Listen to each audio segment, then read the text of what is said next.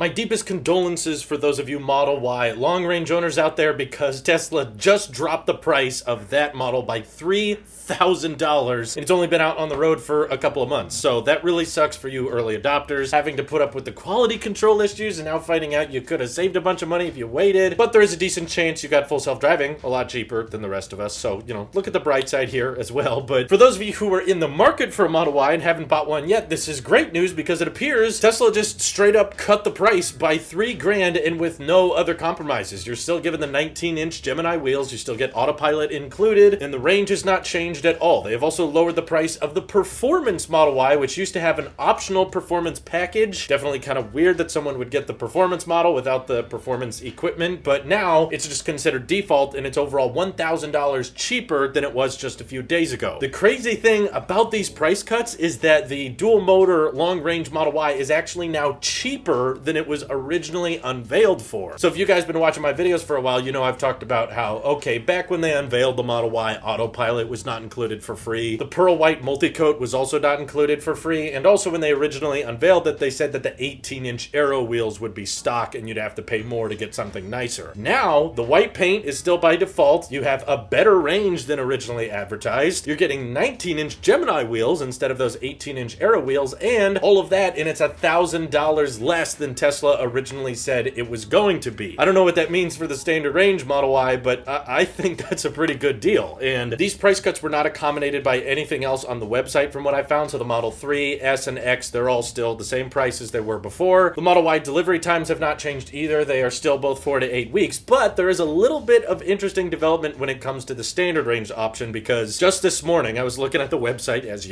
I do every morning, and at the bottom of the first tab of the order page, it has always said standard range production is beginning early 2021. Once these price cuts went into effect, they removed that text. So obviously there's two ways you can take that. For one, they don't think they can deliver the standard range in early 2021, which I don't see why. They're ahead of schedule. They're already cutting prices. So why wouldn't they launch the standard range? Maybe it's a profit margin thing. I don't know. But in my opinion, the second option, which is way more likely, is that the standard range is actually going to launch ahead of schedule. Elon already said the 7-seater Model Y, still confused how that thing is going to work, but he said the 7-seater Model Y is coming in early Q4 of this year. So in my opinion, that's probably the time Tesla's going to start announcing the standard range Model Y, which, along with this $3,000 price cut, the $41,000 Model Y for standard range makes a whole lot more sense. See, currently the Model 3 on the website with standard range plus starts at $38,000, and the long range dual motor Model 3 starts at $47,000. So now, dual motor Model 3, $47,000, dual motor Model Y, $50,000. There's a $3,000 price gap between the dual motor options, meaning that all the heat pump and the powered liftgate and all the benefits the Model Y offers is only an additional $3,000 instead of the Model 3. This should definitely shoot up the demand of the Model Y as well. And if there's only going to be $3,000 between the 3 and the Y, it makes perfect sense that the standard range plus Model 3 would be $38,000, and then the standard range Model Y would, of course, be $41,000. And yes, that would include autopilot, that would still include the Gemini wheels. Yes, a little bit more expensive than Tesla originally promised, but at this point, if they're willing to cut prices by this much and this early into the Model Y's life cycle, then I wouldn't be completely shocked if Tesla decides that the standard range plus Model Y is $41,000, and then there's some off-menu special Model Y that's $39,000 with a software limited range and maybe no autopilot included on that one. So maybe they want to position it the same way they did the Model 3 with the off-menu $35,000 option and the on-menu $41,000 option if you want autopilot included. So I don't know exactly how they're going to handle it, but that makes a whole lot of sense to me. And there's of course people that are going to speculate this could mean that demand for the Model Y is quite low. There's a chance of that. I think given the pandemic right now, there's a lot of people that may have been in the market that are not now.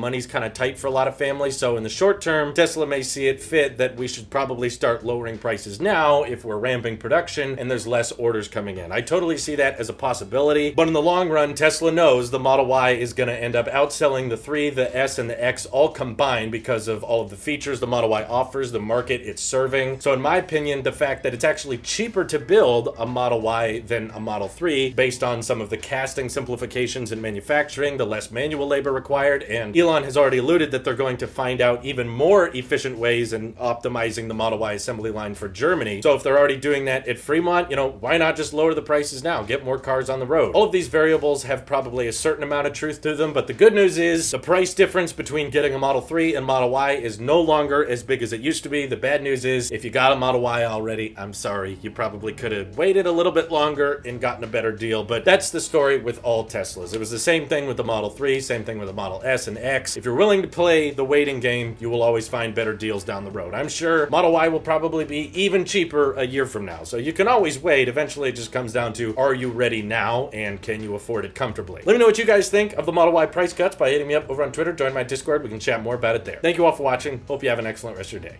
Take care.